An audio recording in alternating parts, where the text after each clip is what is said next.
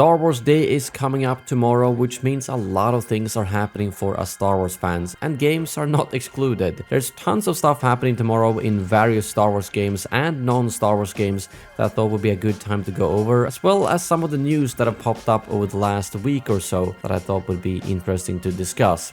As always, there's a lot of stuff happening on Star Wars Day, but maybe not really what all of us hoped for. That's kind of how it's felt every year for the last couple of years, and it's quite unfortunate. But that being said, I'm sure there will be a lot of people enjoying the content coming out tomorrow, and I also want to make clear that some of it has actually gone live today. Most of the deals and most of the content went live today, but I recorded this on Thursday, so when this video comes up, I'm not sure what's live and what's not. I also want to apologize that I won't be able to do my normal annual May 4th stream because one of my closest friends is getting married tomorrow, which means that hopefully I'll have a really fun day at his wedding, but that simply means I won't be able to do the stream, and I hope you guys understand that. But I'm hoping to schedule a stream in general pretty soon, as it's been a while as I was able to talk with you guys live. So there's a lot to talk about. We've got Star Wars Hunter, Star Wars Fortnite, a bunch of other Star Wars games, some incredible deals, Battlefront Classic Collection updates, and a bunch of other stuff, so let's simply get straight into it. The big news this week has been that Star Wars Hunters has finally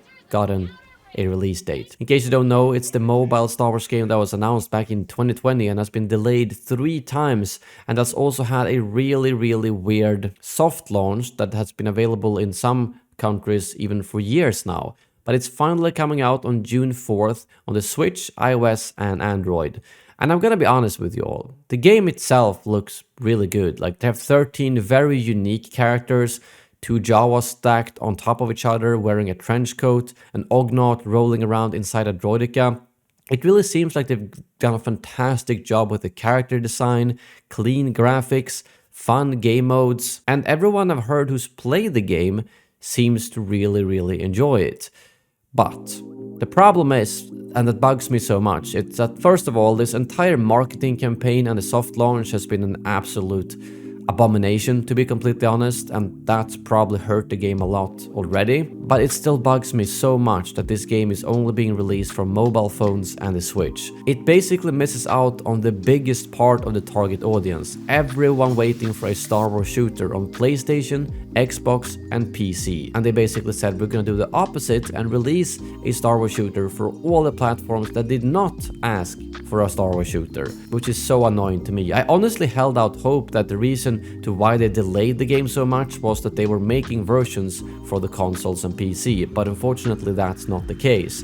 And honestly, like, if you look out on social media, whether it's Twitter or YouTubers videos, the reactions to these release dates, like, yes, the official video gets like 100,000 views, but looking at people making content about this game, it seems so completely dead on arrival. I could very well be wrong here, and honestly I hope I am. But seeing like even Galaxy of Heroes and those kind of Star Wars mobile games, they get a crap ton of views and attention. Star Wars Hunters gets like nothing. There's no one getting views on this at all. There seems to be so little attention, even when big news drops, that I'm worried that this game is probably gonna be dead on arrival. But again, they're more than welcome to prove me wrong, and maybe this could be a big success and then they port it over with a console and PC version. That's honestly the ideal world, because this is the kind of arena shooter game I think a lot of people have asked for, just in the wrong format. But I would love to hear from all of you who have been able to play during the soft launch. What have been your thoughts on the game so far? Next up, we have probably the biggest thing happening tomorrow, which is in Star Wars Fortnite. And it's very clear that Disney are making big use of their investment into Epic Games. And I think it makes sense, because honestly, the stuff Epic Games are doing with Fortnite is amazing. Like, I might not play it that often. I hop on whenever there's Star Wars events, but they're making so many different games within one. And I think that all the stuff coming tomorrow is only a very small part of that big project that they said they were going to do, that will include basically all of Disney's different franchises. I also wanted to ask a favor from you guys. If you are going to buy anything at all through the Epic Games Store during this Star Wars Day, whether it's through Fortnite, Rocket League, or maybe just actually buying the game straight from the Epic Games Store, consider using creator code BFUpdates, as it really helps out a ton and you don't lose out anything on it. It basically just gives me a little bit from Epic Games' cut. So win-win for everyone. But the big thing dropping tomorrow is actually in LEGO Fortnite, which, in case you didn't know, LEGO Fortnite is basically an open world survival game, which is different from the Battle Royale that Fortnite is most famous for, and doesn't really have that much to do with Fortnite the way I know it, at least.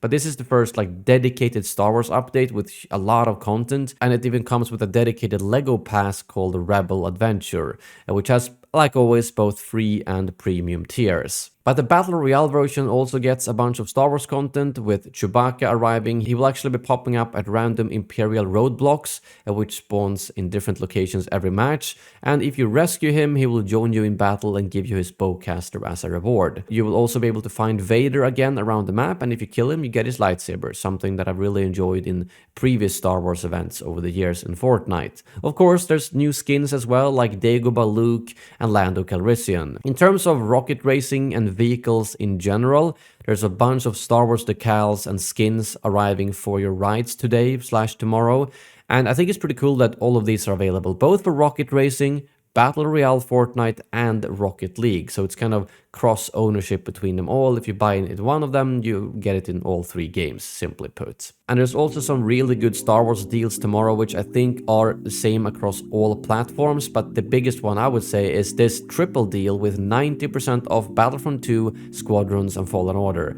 Honestly, like a no-brainer for anyone to get. But oh, the games are dead. Well, first of all, look at the price point. That's like nothing. So if you were to only play the Battlefront 2 campaign, the Squadrons campaign, and Fallen Order, I mean, you've gotten your money's worth times 2. Squadrons multiplayer, yes, that's dead, so I wouldn't just buy Squadrons unless you want to play the single player campaign. Battlefront 2, however, very much alive still. Every time I jump on to play, it's easy to find servers. Some game modes, maybe yeah, there could be a little bit dead, but you're always gonna find players in Battlefront 2. Until a game that replaces Battlefront 2 comes out, I think the servers are always going to be very much alive, and that makes me happy to see. You can also get 50% of the Heritage Pack on the Nintendo Switch, 75% of LEGO Star Wars The Skywalker Saga, and up to 55% of Jedi Survivor, which is now also available on EA Play and the Xbox Games Pass Ultimate. Some other Star Wars game stuff is in Brawlhalla. Darth Maul joins as a mythic crossover, and in Star Wars The Old Republic you can log on to get a pet droid, double XP events, and sales. There's also a bunch of stuff in the mobile games, but I'm not gonna get into detail there. For Galaxy of Heroes, Disney Emoji Blitz, Disney Tsum Tsum, Sims Free Play, and more. And when it comes to the Battlefront Classic Collection, there's nothing specifically happened for Star Wars Day, but Update 2 did drop 2 weeks ago, and it contains a bunch of fixes. But to be honest, there's not too much to say there.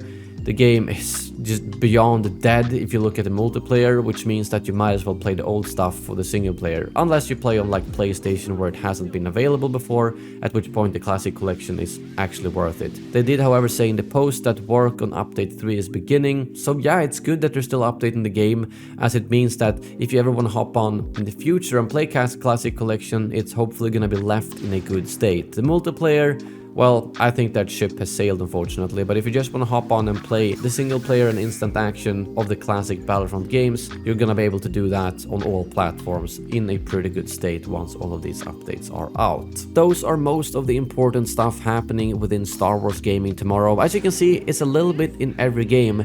But again, I know a lot of you will feel like, this isn't for me. That's kind of how I feel. I'm mostly interested in the Fortnite stuff, and that's probably what I'm going to check out. And of course, if you don't own the games on PC, like Battlefront 2, fantastic deals to get that. But I know what a lot of you, including myself, do want. It's of course a new Star Wars shooter, a new Star Wars dedicated live service game. Something we can be excited for updates on May 4th. And honestly, like I said, Star Wars Hunters could have been that game if they would have released it on the consoles and PC too, but they didn't. But I want to be clear, I'm definitely gonna give Star Wars Hunters a go on the Switch once it arrives, because I just do not want to play on my phone. And yes, you can play the game on PC through like BlueStacks, but honestly, using like an emulator to play a mobile game on PC, I'm not that desperate for a Star Wars game. and I know that's never gonna be a smooth or fun experience, I might as well just hop on and play some Fortnite or Battlefront 2 in that case. So the only way that's gonna happen if they actually make a version made for PC and consoles. But nevertheless, I do hope you all have a fantastic weekend and Star Wars Day. Watch the movies, play some games, and just fill your weekend with Star Wars, simply put. Thank you very much for watching, and as always, may the Force be with you.